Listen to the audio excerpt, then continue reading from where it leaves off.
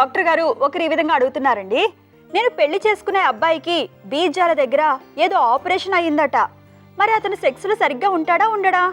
నేను అతన్ని పెళ్లి చేసుకోనా వద్దా? సలహా ఇవ్వండి అంటూ అడుగుతున్నారు. బీజాల దగ్గర ఆపరేషన్ సాధారణంగా ఏమవుతుంది, వాళ్ళు చేసే హైడ్రోసిల్ ఆపరేషన్ ఉంటుంది, సాధారణ వరి బీజం లేదా హెర్నియా చేస్తుంటారు. వీళ్ళు చేసి సంథింగ్ మామూలు ఎలాంటి చేస్తారు. అంతే దానివల్ల ఎందుకు పెళ్లి కింద పనికాడు శుభ్రం వరకు వస్తాడు. బీజాల దగ్గర ఆపరేషన్ అయితే పెళ్లికి పని కాకుండా పోతారా ఏంటి? అయినా సరే కనుక్కోండి ఏ ఆపరేషను, డాక్టర్ దగ్గరికి అంతగా అంత డౌట్ డాక్టర్ గారు చూపించుకోండి.